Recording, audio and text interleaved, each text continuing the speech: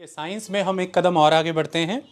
हम class 10th science की किताब का चैप्टर 12 इलेक्ट्रिसिटी कर रहे हैं, जो हमारी फिज़िक्स की लेक्चर सीरीज़ का एक चैप्टर है। इसके तहत हमने आपको लास्ट लेक्चर के वाया ओम्स लॉ बहुत अच्छे से समझाया था। उसको आज हम सारा कंसेप्ट बहुत ऑर्गेनिकली करेंगे। आज का टॉपिक की हेडिंग आप देखिए, ये है resistance of a system of resistors. आज हम रेजिस्टेंस के बारे में देखेंगे। रेजिस्टेंस को सीरीज़ में ऑर्गेनाइज करना, रेजिस्टेंस को पैरेलल में ऑर्गेनाइज करना, और लेक्चर की ending heating effect of the current पे हो जाएगी। फिर हम आपको वहाँ भी लेकर के जाएंगे। आज हम इसे ऑर्गेनिकली समझते हैं, जैसा कि हम हर लेक्चर को समझते हैं। पहले हम खुद की ही कंक्लूजन निकालें कुछ चीज़ों की पिछले लेक्चर के बेस पे। वो ये थी, हमने आपको ये बताया था कि जब हम पोटेंशियल डिफरेंस इंक्रीज़ करते हैं, तो हमने पढ़ा था करंट भी इंक्रीज होता है। तो पोटेंशियल डिफरेंस को अगर मैं V कहता हूँ तो डायरेक्टली प्रोपोर्शनल करंट भी इंक्रीज होता है। ओके, ये बिल्कुल ऐसा ही था जैसा मैंने आपको समझाया था कि ये दो बीकर आपने रखे हुए हैं और ये दोनों बीकर आपस में कनेक्टेड हैं। दोनों ही बीकर में पानी है, लेकिन दोनों ही पानी का लेवल सेम है। इसकी वजह से इस पाइप में से कोई भी वाटर किसी भी डायरेक्शन में फ़्लो नहीं हो रहा। अगर आपको इस पानी के फ़्लो को करंट के फ़्लो की तरह समझना है तो आपको इन दोनों बीकर की जो पोजीशन है, जिसकी वजह से इन दोनों के अंदर एक पोटेंशियल है ड्यू टू दैट पोजीशन, क्योंकि इसमें कुछ स्टोर है ना, वो दैट इज़ एनर्जी। जैसे ही हम इसको चेंज करेंगे, तो हमने इसको यहाँ पर समझा था कि जैसे ही हम एक का पोटेंशियल बढ़ाएंगे, सपोज़ कीजिए कि हमने इसका पोटेंशियल इन्हांस कर दिया,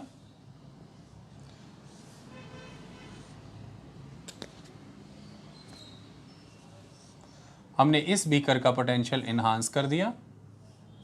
वो कैसे? हमने हाइट रेज कर दी। तो अब हमने देखा कि वाटर इस तरफ फ्लो कर गया। ओके, तो इसका पोटेंशियल और इसका पोटेंशियल, तो इसका पोटेंशियल हम V मान लें और इसका पोटेंशियल हम जहाँ पर ये था वहीं का वहीं है, तो हमने कुछ भी बढ़ाया घटाया नहीं, तो फिर इसका पोटेंशियल हम 0 मान लें।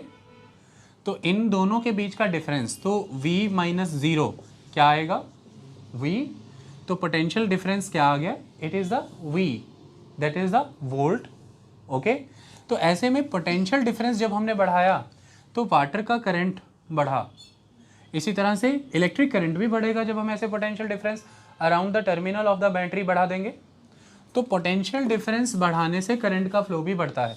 तो V directly proportional to the I directly proportional to the V। ठीक है, अब ऐसे में हमने इसे डिफरेंट केसेस में करके देखा। हमने V1 उसका result I1, V2 result I2, V3 result I3, और हर केस में हमने देखा कि जिस प्रोपोर्शन में पोटेंशियल डिफरेंस बढ़ रहा है, क्या उसी प्रोपोर्शन में करंट भी बढ़ रहा है। तो हमने इनके जो प्रोपोर्शन हैं उनकी इक्वलिटी को मेजर करने के लिए कि वो समान प्रोपोर्शन में बढ़ रहा है कि नहीं, हमने V अपॉन I की रेशियोज को कंपेयर कर लिया। तो V upon I, V1 by I1, V2 by I2, V3 by I3, हमने देखा सबका सेम आया, 1/10, 1/10, 1/10, 1/10, या जो भी आया वो सेम आया। तो इस तरह से हमने ये देखा कि V upon I is equal to constant, है ना, V upon I is equal to constant. इतनी बात क्लियर हुई। तो इस कंसेप्ट के बेस पे हमने ये देखा कि यहाँ पर जो कांस्टेंट है वो रेजिस्टेंस है। यानी कि सपोज कीजिए कि कोई एक कंडक्टर है जिसमें कुछ रेजिस्टेंस है, तो उसको हम रेजिस्टर कह लें। है तो वो कंडक्टर, पर उसमें कुछ रेजिस्टेंस है, तो वो रेजिस्टर है। तो सपोज़ कीजिए एक रेजिस्टर है, उसमें मान लीजिए सपोज़ कीजिए कि रेजिस्टेंस है 5 ओम की, सपोज़ कीजिए, और इस 5 ओम के तहत एक पोटेंशियल डिफरेंस दिया जा रहा है और एक करंट फ्लो कर रहा है। डन। अब आप पोटेंशियल डिफरेंस बढ़ाते जाएं, आपको करंट भी बढ़ता हुआ दिखेगा। ये सिर्फ इसलिए हो पा रहा है because this resistance is constant. जैसे ही मैं यहाँ से पोटेंशियल डिफरेंस बढ़ाता हूँ और मैं रेजिस्टेंस भी वेरिएबल कर देता हूँ, यानी कि अब ये 5 ओम की बजाय 10 ओम है, तो फिर पोटेंशियल डिफरेंस के प्रोपोर्शन में करंट नहीं बढ़ेगा, क्योंकि अब रेजिस्टेंस कांस्टेंट नहीं है, अब रेजिस्टेंस वेरिएबल है। ओके। उधर से मैंने पोटेंशियल डिफरेंस और बढ़ाया, पर मैंने रेजिस्टेंस भी 15 कर दी, तो फिर करंट पोटेंशियल डिफरेंस के डायरेक्टली प्रोपोर्शनल नहीं आएगा। यानी कि यहाँ पर यह है कि जिस प्रोपोर्शन में पोटेंशियल डिफरेंस बढ़ रहा है उस प्रोपोर्शन में करंट नहीं बढ़ रहा है, क्योंकि रेजिस्टेंस कांस्टेंट नहीं है, वो वेरिएबल है।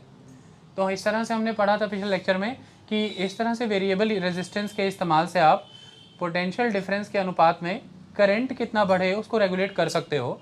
और वो जो डिवाइस थी वो रियोस्टैट थी, हमने रियोस्टैट डिवाइस को यूज़ किया, वो जो रेजिस्टेंस को में वेरिएशन क्रिएट करने के लिए इस्तेमाल होता है। ओके, ये सारा कंसेप्ट अब हमें याद है, क्लियर कहानी।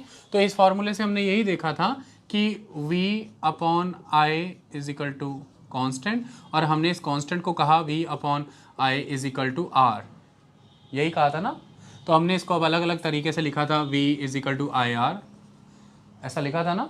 या फिर I की बात अगर हम करें तो I उधर चला जाएगा तो V अपॉन R, है ना। ये सारे कंसेप्ट हमने कंक्लूड किए गए थे। तो V is equal to I R होता है, ये हम दोबारा से कर लेंगे। ये बेसिक बात याद है तो सारी इक्वेशंस बना लोगे, ये बेसिक चीज़ याद है तो पूरे इलेक्ट्रिसिटी की चैप्टर की इक्वेशन बना लोगे। अब हमने एक सिंपल सर्किट में तो रेजिस्टेंस का कंसेप्ट पढ़ लिया है, और उसके तहत हमने पोटेंशियल डिफरेंस, रेजिस्टेंस और करंट के संबंध को सीख लिया। हमने ये सीख लिया कि किसी भी एक सर्किट में अगर रेजिस्टेंस कांस्टेंट रखी गई है तो वो जो रेजिस्टर है या फिर वो जो कंडक्टर है, या आप उसे कह लें कि वो जो सर्किट है, तो वो जो सर्किट है उसमें पोटेंशियल डिफरेंस के प्रोपोर्शन में करंट बढ़ेगा। इन तीनों का संबंध एक सिंपल सर्किट में आपने सीख लिया। अब आपको कुछ और चीज़ों को, एक्सपेरिमेंट को समझना है। मैं अब आपसे कुछ सवाल पूछता हूँ। सपोज़ कीजिए, ध्यान से समझिए कि एक तरफ आपने बैटरी लगा रखी है। सपोज़ कीजिए ये बैटरी है, ये जो आपने बैटरी लगाई है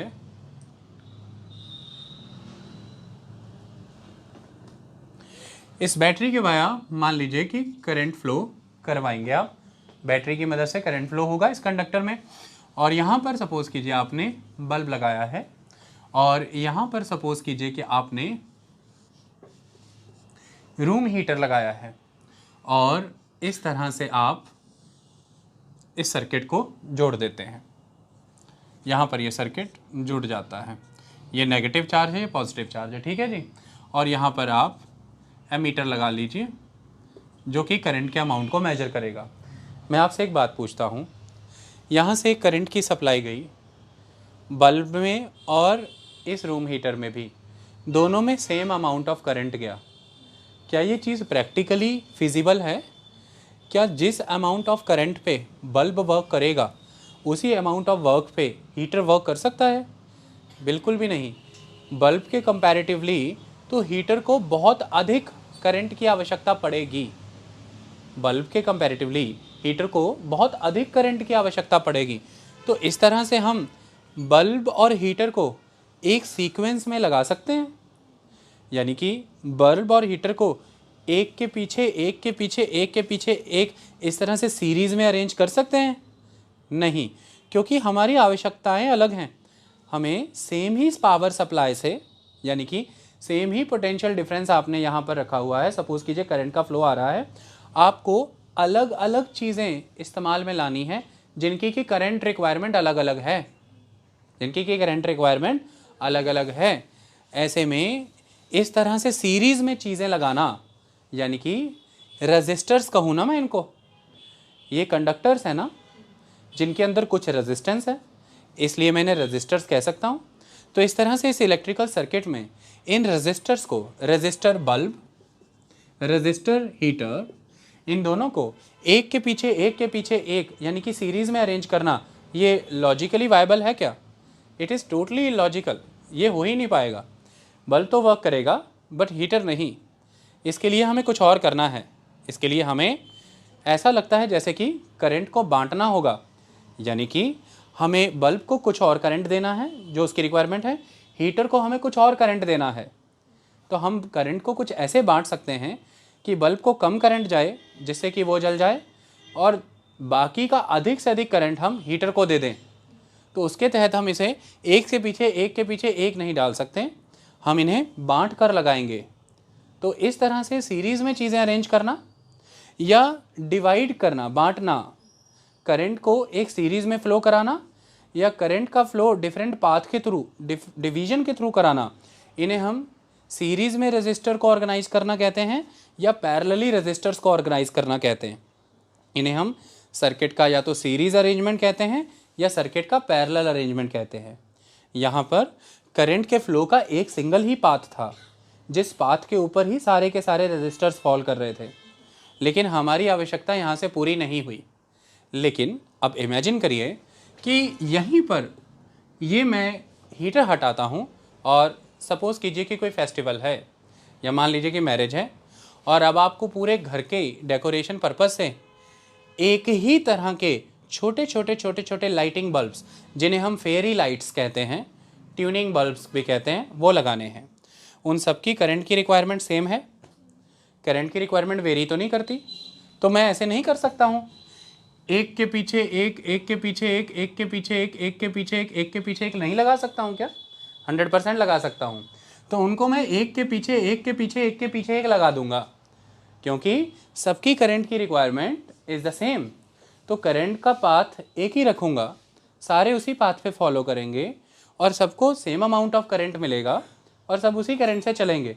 इसीलिए तो फिर इलेक्ट्रीशियन के लिए इतनी ज़्यादा प्रॉब्लम आती है कि इतनी मेहनत करके वो ढूंढता है, सारी लाइटिंग बंद हुई, कौन सा एक बल्ब फ्यूज़ है भाई बताओ।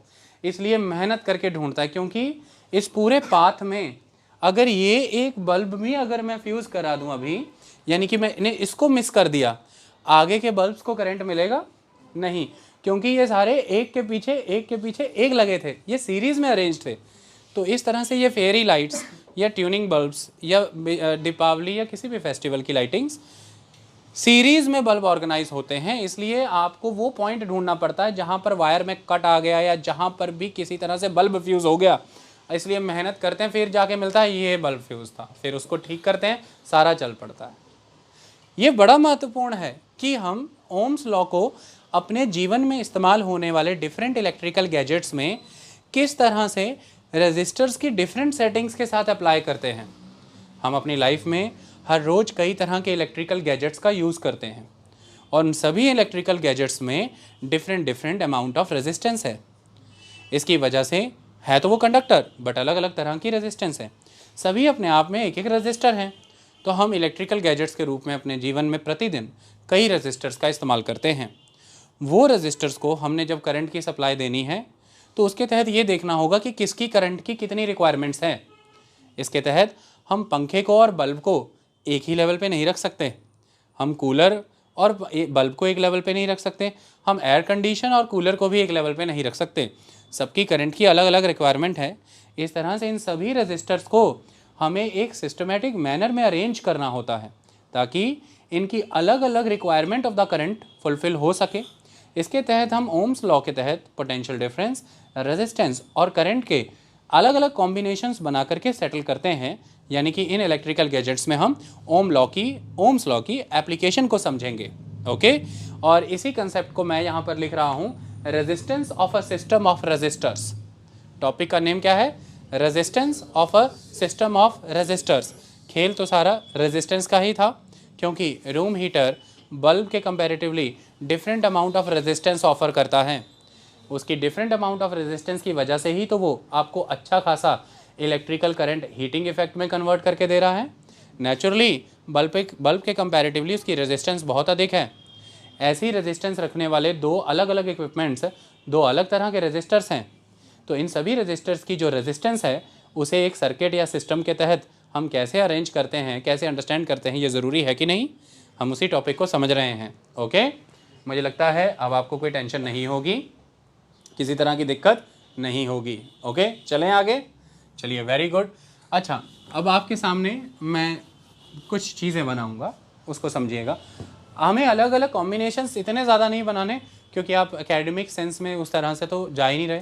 हम तो सिविल सर्विसेज पर्पस से और क्लास 10th के लेवल पर हमें कंसेप्चुअल डिटेल्ड अंडरस्टैंडिंग हो, उसके बिहाफ पर चीज़ों को समझ रहे हैं। तो उस हिसाब से मैं आपके सामने ये चीज़ प्रस्तुत करता हूँ। सपोज़ कीजिए मैं आपके सामने एक सर्किट बनाता हूँ। ये देखिए, ये सर्किट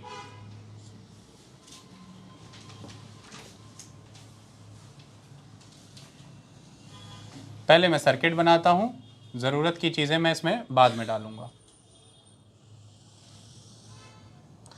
अब सबसे पहली ज़रूरत की चीज़ें ये हैं कि मैं इसमें डिफरेंट रेजिस्टर्स सेटल कर दूँ। ओके, तो मैं इसमें सपोज कीजिए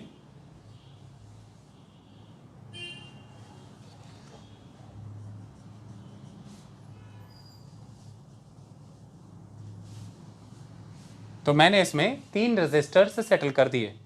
क्या मैं इन्हें रेजिस्टर 1, रेजिस्टर 2, रेजिस्टर 3 कह सकता हूँ? ओके, ये मैंने तीनों ऐड कर दिए इसमें। डन। और यहाँ पर मैंने एमीटर लगा दिया। ओके, ये पॉजिटिव है, ये नेगेटिव है।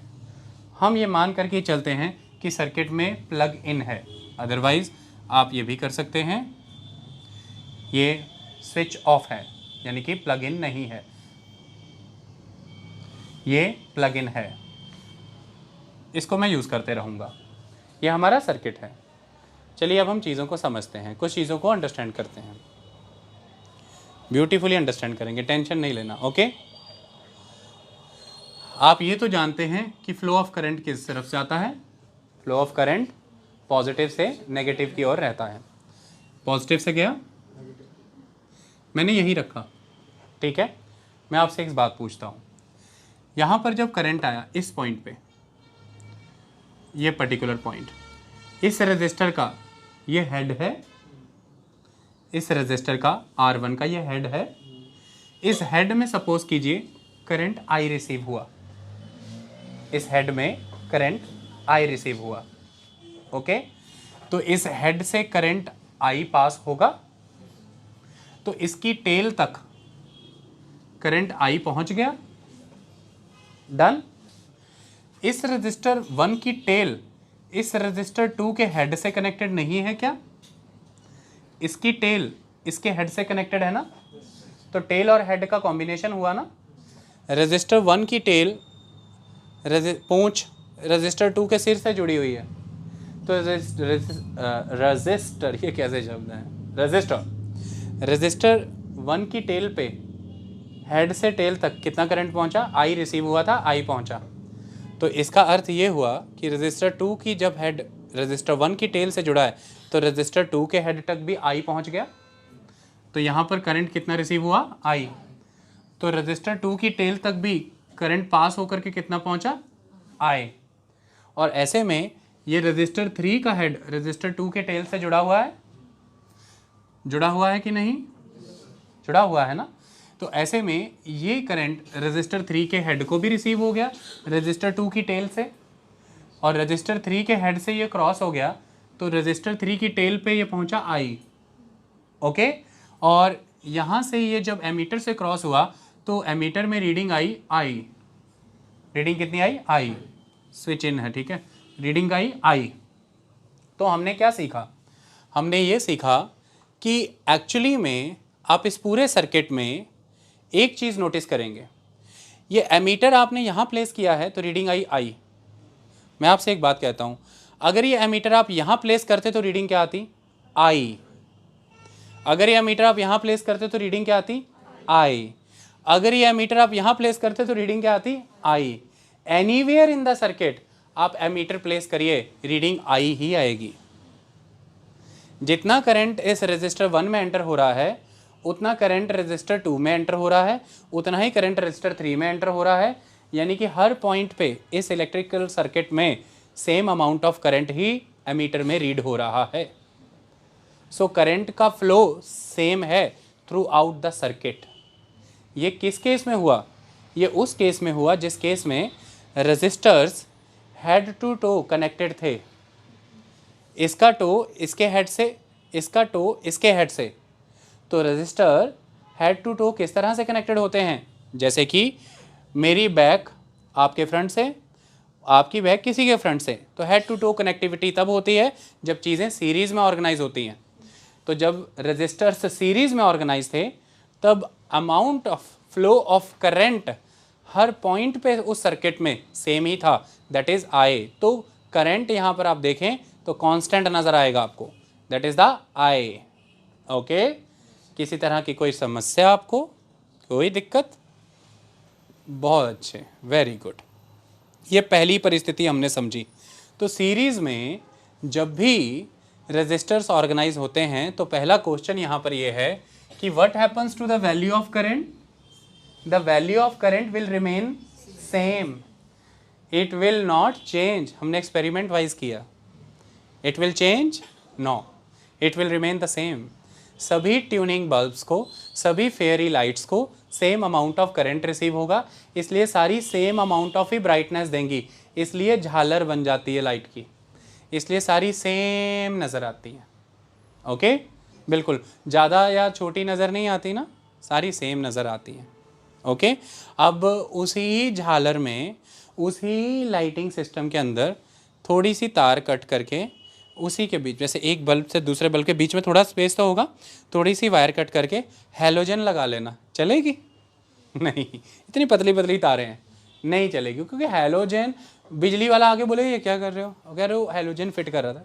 टेढ़ा गर्क तेरा। तो आप कहोगे मालिक ने कहा बीच में हैलोजन दिखाओ, अगर दिखाने को कहा है तेरे को अकल नहीं।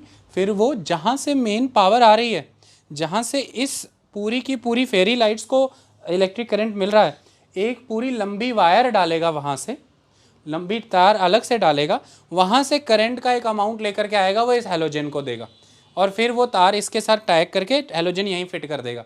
बट हैलोजन में तार अलग घुस रही है, फेरी लाइट्स में तार अलग जा रही है, दोनों तारें शायद सेम सोर्स से ओरिजिनेट हो रही हैं। तो इस तरह से दोनों एक दूसरे के पैरेलल है ना, यानी कि दोनों में ही flow, path of flow of current तो दो हो गए ना, मल्टीपल फ्लो पाथ है ना, सिंगुलर पाथ नहीं है ना, इसलिए फिर इस तरह से अरेंजमेंट किया जाता है। डन हुई बात? कोई दिक्कत? ये कहानी है। चलिए, तो ये बात समझ में आई। तो यहाँ पर आई जो है सेम है, ये हमने लिख दिया। What happens to the value of current? It will remain same, it is I. Proven. अब अगला क्वेश्चन है इक्विवेलेंट रेजिस्टेंस कितना होगा? इक्विवेलेंट रेजिस्टेंस, हाँ, हम इक्विवेलेंट रेजिस्टेंस निकालेंगे। जैसे कि ये R1 है, ये R2 है, ये R3 है। इस रजिस्टर 1 की रेजिस्टेंस, इस रजिस्टर 2 की रेजिस्टेंस, इस रजिस्टर 3 की रेजिस्टेंस, ये तो एक एक रजिस्टर की रेजिस्टेंस हो गई। इस पूरे सर्किट की भी तो एक रेजिस्टेंस होगी, एक ओवरऑल रेजिस्टेंस भी तो होगी ना। जैसे कि सारे बल्ब आपने एक सीरीज में लगा दिए थे, बट जहाँ से बल्ब, पहला बल्ब शुरू होना था उसके जस्ट पहले वाले पॉइंट, और जहाँ पर लास्ट बल्ब खत्म होगा उसके बाद अगर देखें तो इन बिटवीन ओवरऑल एक रेजिस्टेंस आप नोटिस करेंगे ना, कि इस पूरे के पूरे में ओवरऑल रेजिस्टेंस कितनी थी। आई बात समझ में? ओवरऑल रेजिस्टेंस को ध्यान में रख करके ही आप तारों की मोटाई को, तार की कैपेसिटी को चेक करेंगे ना, वरना कहीं ना कहीं तार मेल्ट हो गई तो पहले बल्ब से दूसरे, दूसरे से तीसरे तक के लिए तो बात सही थी, लेकिन जब इतने सारे रजिस्टर्स ऑर्गेनाइज कर दिए हैं तो यू हैव टू कंफर्म कि ओवरऑल रेजिस्टेंस का लेवल क्या है। कंफर्म और नॉट? कंफर्म, अदरवाइज वो सिस्टम सर्वाइव ही नहीं कर पाएगा। So equivalent resistance is required, equivalent resistance is required. हम इक्विवेलेंट रेजिस्टेंस निकालेंगे, हम उस तक पहुंचेंगे। रेजिस्टेंस निकालने के लिए हमें क्या समझना होगा? हमने रेजिस्टेंस किसके, कौन से लॉ के वाया प्राप्त किया था? Ohm's law. ओम्स लॉ के तहत कौन दो लोग मिले, पुरुष और प्रकृति जब मिले तो किसका जन्म हुआ था? रेजिस्टेंस का। पुरुष और प्रकृति में अगर हम यह कहें कि जो बह रहा है स्वतः ही यह प्रकृति है, यानी कि करंट, लेकिन इसे बहने के लिए विवश किया है पुरुष ने, यानी कि पोटेंशियल डिफरेंस, तो क्या हमें अब पोटेंशियल डिफरेंस की बात पहले नहीं करनी चाहिए? यदि हमें रेजिस्टेंस तक पहुंचना है तो we have to discuss about the potential difference, it is important. Okay, so we will discuss about the potential difference now. Potential difference की कहानी ये है, आइए समझें। अच्छा, अब मैं आपसे एक बात पूछता हूँ। पहली चीज़, अगर मैं आपसे ये पूछूं कि मैंने वोल्ट मीटर कहीं यहाँ पर लगा दिया है, ये तो एमीटर लगा हुआ है, मैंने वोल्ट मीटर कहीं यहाँ लगा दिया है, तो अगर मैंने वोल्ट मीटर यहाँ लगाया है, थोड़ी देर के लिए इमेजिन करिए कि जो ओवरऑल रेजिस्टेंस